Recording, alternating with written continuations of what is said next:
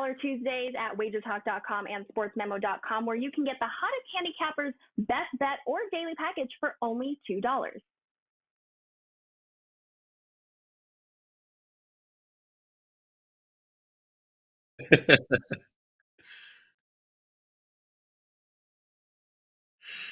Hello, guys. It is Wednesday, March 23rd, and we are back on Puck Time on WagerTalk TV.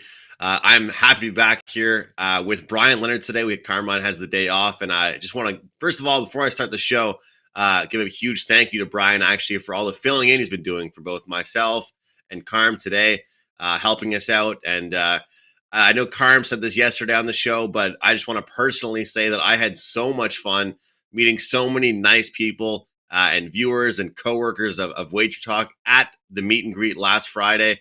Of course, yesterday was a travel day for me. As you can probably tell with my voice, I'm still kind of getting back into normal routine and that kind of stuff. But I had such a fun time in Vegas. And someone told me, Bryan, if you're not jet lagged when you get back from Vegas, then you didn't do Vegas right. So I'm happy to be home, but also it's kind of a little bittersweet feeling, to say the least. But we have 4 games to break down today. Best bets at the end, of course, and some promotional stuff as well. But Bryan, it was great seeing you. I wish we did get to hang out a little bit more, but it was good to see you, man.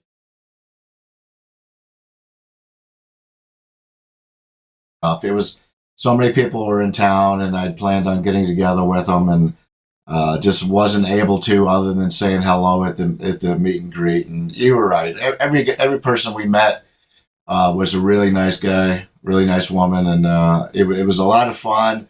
It was good to get away, but now we got to get serious and get back to getting some winners for the clients. Off of a bad day yesterday, let me bounce back today for you. Yeah, for me, Bryan, it's been one of those things where I kind of just decided that low volume is what's been working for me. And, over the past, I'd say almost a really week and a half, it's been 500 or below, really, or kind of just hovering a little bit. And the disappointing part is I've been kind of leaving winners on the table, and it's not fun. I mean, it's part of our jobs as handicappers not only to find the winners, but decide which plays we like enough to make official. And kind of like those plays that are just almost getting there are the ones that are hitting, and the ones that I release are the ones that are kind of having a tough time getting there. So hoping to turn things around and, back in the lab, I guess you could say, back in the home office and ready to turn things around. I do want to mention, I can't remember if it was yesterday or today, but a huge happy birthday to Adam. Adam was a great guy from California. I got to meet at the meet and greet, and so many great people we met. But happy birthday to him. I think it was the first day back for me here on Puck Time. It was his birthday, so huge shout out there. Let's jump into our first game, though, Brian. We've got the New Jersey Devils and the Toronto Maple Leafs going head-to-head. Obviously, a big favorite. We got the Maple Leafs. They're minus 320, and the Devils plus 260 today. And to absolutely the surprise of nobody, a total of 7 in this game. It seems like a high total, but with these two teams, does it really seem that high? I don't really think so here. The Devils coming off that performance, so they put up 7 goals yesterday. Absolutely an insane game. And a big comeback for them as well, really. And putting up 7 goals against the Rangers, too, for that matter. So a big game for them. Of course, the Leafs, they've had a really up and down battle the past little while here. What are your thoughts here in this matchup? Yeah, it's a situation for me that I'm going to be on Wager Talk today after this, and I sent my play over last night, and I felt the same way as you did on the total. It was 6.5 last night to the under, actually. And now it's 7 to the under, so it's already moved a half a goal. That just tells you that you've got to jump on some of these games as soon as you see it, because that value is just not going to be there. Yeah, New Jersey's a team right now that they're scoring some goals, and they're giving up a lot of goals. In fact, the last 4 games New Jersey has played has been goals of 9, 9, 9, and then 11 yesterday. So not looking to play this game under. It'll be over either in the first period or the full game for myself, although we've lost some value in both those. But second game of a back-to-back, it's a situation for Toronto. Toronto's playing some pretty good hockey right now. They have had the last 3 days off, and after this one, they've got the next 2 days off. So you're going to get your full effort out of Toronto in this one, especially since they're off of that 6-3 loss at Nashville. So I like Toronto here. I'm not going to lay that number, but I think we're going to see a lot of goals in here. Hopefully we'll see them in the first period as well as the entire game. But it's a situation for me that, sometimes the obvious is the way to look, and that's the way I'm looking at this one. And as far as totals goes, there's really nothing wrong with that because sometimes it just sticks out like it does today with these two teams, and you can't really go against it.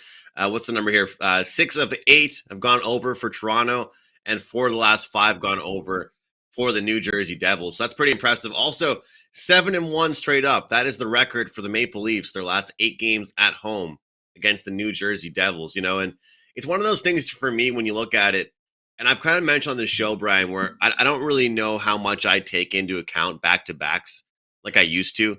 It's such a huge narrative that's really pushed in the handicapping world. But as far as the Devils go, they put up 7 goals against a talented Rangers team, against a great goaltender in Shesterkin. Georgiev has to go in. Now you play the Maple Leafs with, I'm thinking, I haven't seen the confirmed goaltender. It looks like Jalgren is going to be the goaltender here. It's one of those things where the Maple Leafs, the biggest emphasis for them on the second half of this season has been defense. Now, whether or not they're able to do that is a different question. Obviously, that has been the big thing they've been pushing. But, I do think I could get there with the Maple Leafs -1.5 today. Just because I think, I don't like to use these key, expressions, Brian, but I really do think that after a big win like that, maybe they should have saved some of those goals last night for tonight because the Maple Leafs are waiting. I think they're rested, and they could be, patiently ready to go here, whereas the Devils are coming off an exciting win yesterday, big win against kind of a rival team, and Toronto's sitting there waiting for them, trying to get 2 points tonight. So I will look towards the -1.5 at -130 as the current price that I'm seeing. But I think Brian and I both agree here. Kind of a tough game if you like an under. If you're an under better, it might be a tough one for you. I know it's at 7 now, so hopefully you waited, you can get the better number. But that's what we're seeing for this one. Brian, anything as far as these, obviously, the long-term records and trends are, different teams, coaches, and that kind of stuff. But 7-1 last 8 at home versus the Devils for the Leafs. Does that mean anything to you? It does. Unfortunately, yesterday I didn't pay enough attention to it in one of my games, and it hurt me. Is Calgary just did not play well in that game, and actually, from an expected goal standpoint, they were outplayed. So certain teams match up well against the others, and you've got to take that into account. With everything going on around the trade deadline, I don't know if that has the same meaning as it does normally, because you got so many new players coming into a lot of these teams right now, and that's something we've got to take advantage of as these teams take time to gel. So maybe we can make some money going against these teams that have made some big moves. But problem is, most of the teams that made the big moves are the teams that are really good, and they're fighting for the playoffs and fighting for playoff positioning. So we'll have to see. It's just something to keep in the back of your mind. Absolutely. Let's jump into our next game here. We have the Pittsburgh Penguins going head-to-head with the Buffalo Sabres here. The Buffalo Sabres, they continue to play upset. I watched the Buffalo Sabres defeat the Vancouver Canucks in the WagerTalk booth at the Westgate. Joe Ranieri, him and I both cheering on the over in that game. And, of course, Craig Anderson, it seems like every couple of games, Brian, this guy is plays like a Vezina caliber goaltender, plays like he is in his prime. He's like, what, a 40-something-year-old goalie, and he was just shutting out, the Vancouver Canucks. The Buffalo Sabres looked great defensively, and they go on to win that game in overtime. Pittsburgh now -235 in this one, Buffalo +190 here.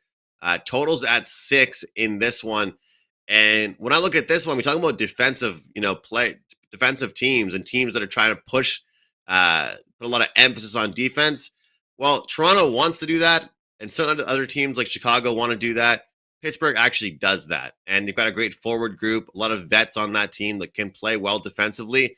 So I don't really see much of a letdown for them against a low-caliber team like Buffalo. What about you? Is there a possible upset here?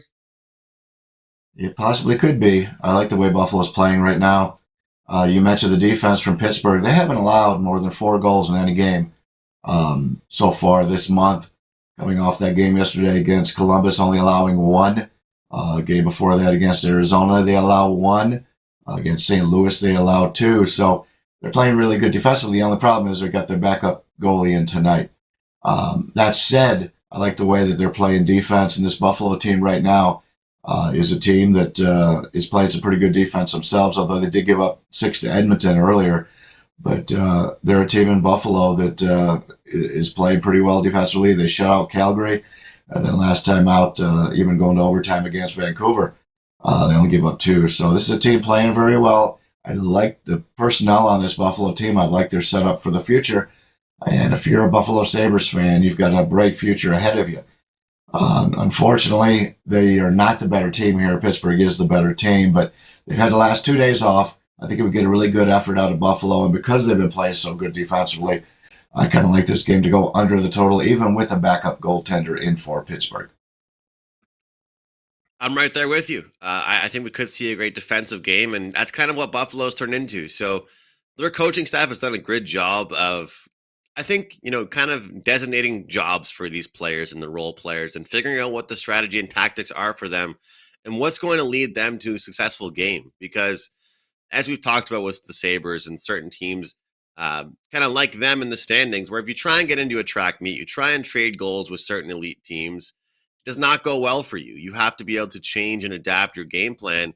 And the Buffalo Sabres have done that against countless teams. And like I mentioned, against the Vancouver Canucks. And I have to say this, though, Brian, even though they came out on top and they only allowed 2 goals, Buffalo still allowed quite a bit of shots. But how dangerous were those shots? How dangerous were those opportunities for the Canucks? Of course, now Pittsburgh on the road, looking to get it done here, looking to build up and continue to grab 2 points. They grabbed Ricard Raquel at the deadline. He's going to be a great addition to that team. But look at Pittsburgh. I like the way they play defense. I'm right there with you on the under in this game. And I have to say, as far as that trade goes, and with Alex Tuch, Brian, I know that you're a Vegas guy and you liked Alex Tuch as well. He's slotting in very nicely in that Buffalo Sabres lineup, and I think he'll be good with them for years to come. So I think that was a good pickup for the Sabres, and I think it seemed like it worked out for both parties. We'll see how it ends up going, but let's jump into the Vancouver Canucks and the Colorado Avalanche. I talked about this Canucks team. I talked about how they burnt me on that over that I had. They could not finish around the net, couldn't get some pucks in the net for me for that over, but they're now plus 215 on the road. Total is 6 here. Colorado that just, the rich keep on getting richer as they pick up Arturi Lehkonen from the Montreal Canadiens. Of course, they're picking up defensemen. They're picking up forwards. They're making the clear-cut push for the Stanley Cup Finals. They are minus 265 at home. Favorites here. If you want the minus 1.5, well, it's only minus 110 here. Plus 1.5, minus 110. So one of those games where the other puck line, the plus 1.5, could be in the cards as well, Brian. Look, this is one of those games where I say that out of 6 here, it's hard to not look at the over in a game involving the Colorado Avalanche with the 6. The Vancouver Canucks, that game they played against Buffalo, I mentioned just a few moments ago. I mean, to me, I don't judge teams always by the final scoreboard. I judge by how they played. I'm a watcher. I wasn't able to do as much watching as I would have liked to in Vegas as I was watching lots of March Madness and stuff like that.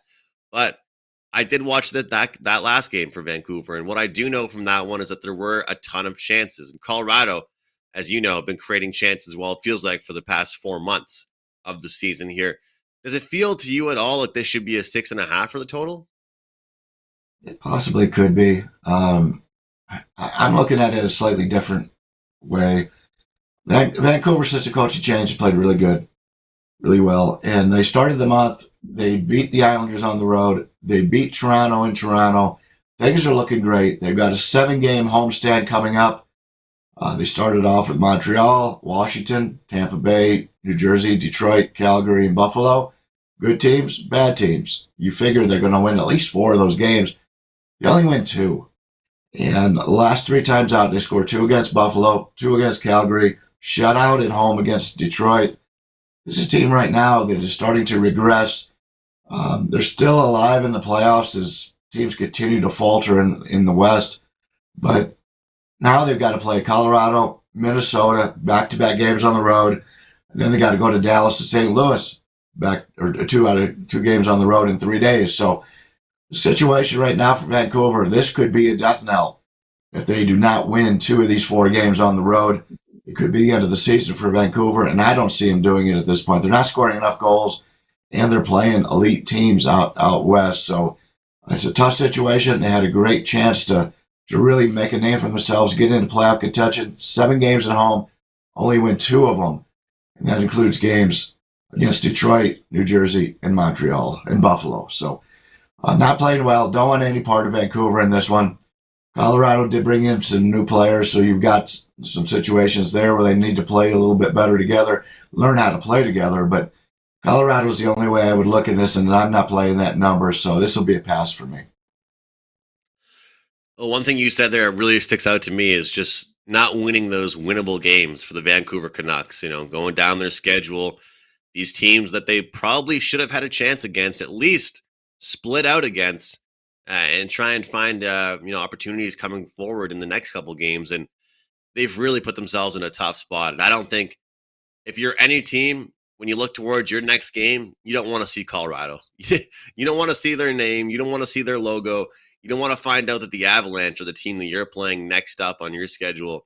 That is a very difficult team, and I just expect lots of goals here. And you mentioned, of course, trying to fit in together, trying to gather that quick chemistry with new players, new forward pairings, new defensive pairings for the Avalanche. And that could certainly be a thing. And maybe that does lead to some defensive mistakes here. For me, I really like the over in this game. I think we're going to see goals from both parts. I don't think Vancouver can contain Colorado's offense, but I really do think that they're going to be able to put a push forward here in this game. They're going to build off the chances they made against the Sabres that they unfortunately could not capitalize on. But Colorado, their top 2 lines right now are playing outstanding, and they probably have the most depth in the NHL right now, and probably a reason, Brian, why they're almost plus 375, plus 400 to win the Stanley Cup. There's definitely a good reason for that.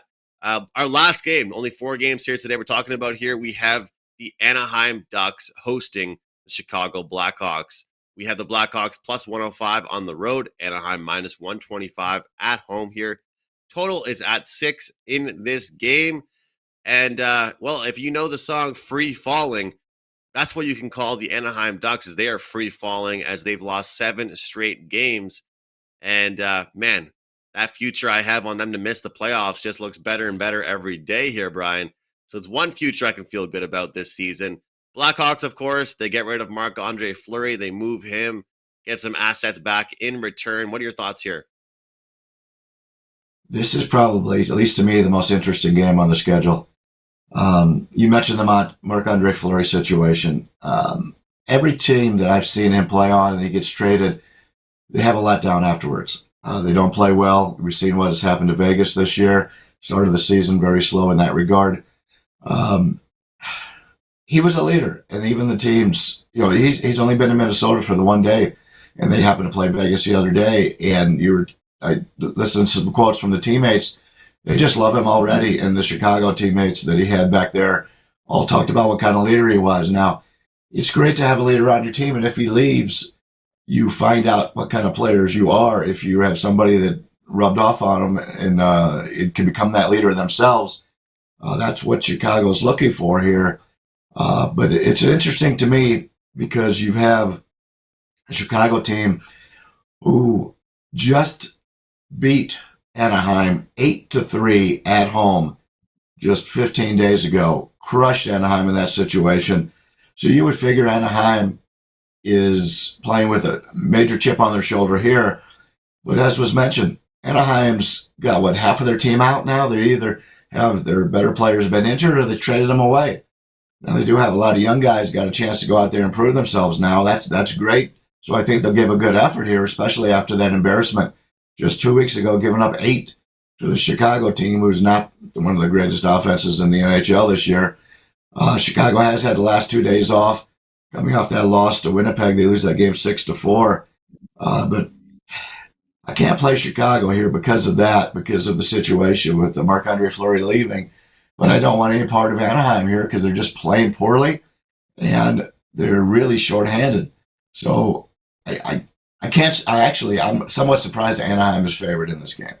I think there's slight value on Chicago, but I don't want, without knowing the mental situation for both of these teams and how many guys are going to be suiting up here, I just can't get involved in this game at all. Slightly into Chicago, but nothing strong enough for actual play. Well, I won't waste any time here and talk about this game twice. Kind of works out well, Brian. You don't have as much on this game. I'm going best bet material here. I'm fading the Ducks, man. I'm going with the Blackhawks money line here. Best bet here on the show. I'm going to ride with what's working here. And right now, if you're fading the Anaheim Ducks, well, that's working pretty well. They're a team that started this season off, in the running for the top place in this division, and then just slowly started falling.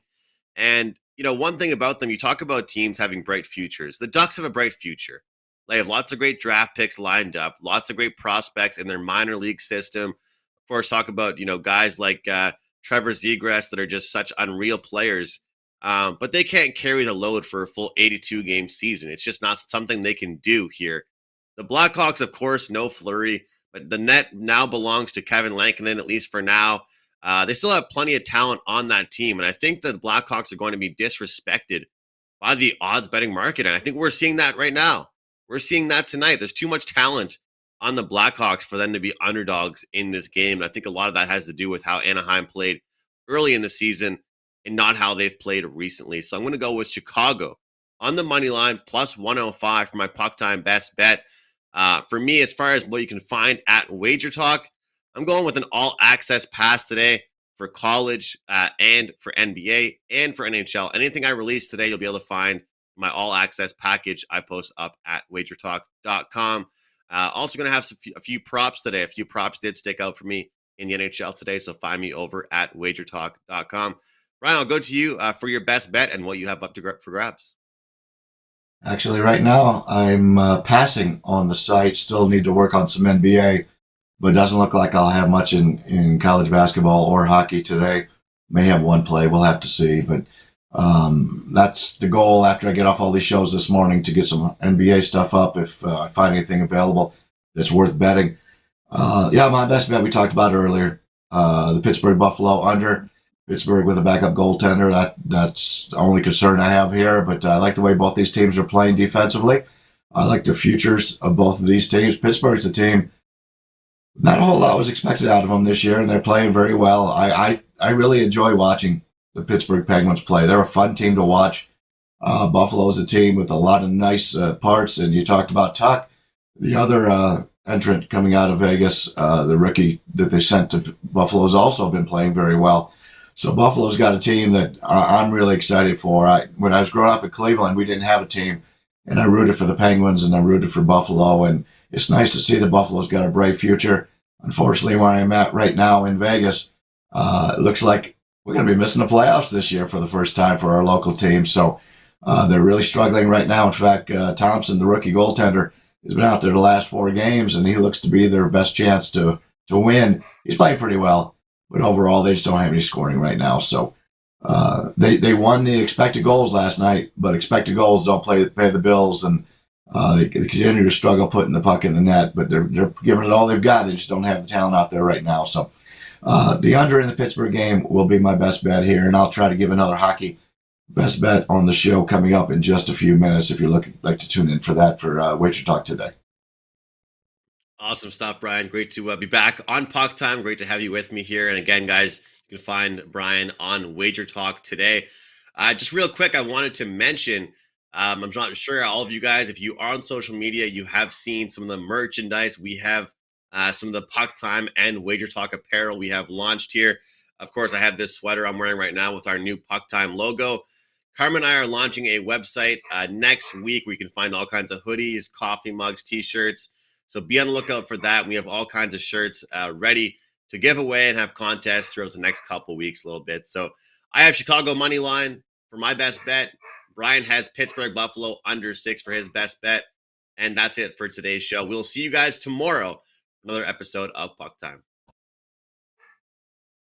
Yes, there will be baseball. After a 99-day lockout, we now have a complete 162-game schedule starting with opening day on April 7th. To celebrate the return of baseball, we want to do a wow promotion, so here we go. The first 50 customers will get the full season of MLB, including the playoffs, for just over $3 per day. How much of a wow is this? MLB through the All-Star break is priced at $7.95, and through the World Series is priced at $1,095. But the first 50 customers can get MLB through the World Series for $6.99. No coupon is needed, and this comes out to just over $3 per day. Once we hit 50 redemptions, the super early bird discount will come down, and the lowest possible price to lock in baseball will no longer be available. So act fast before you get shut out on our biggest price drop ever.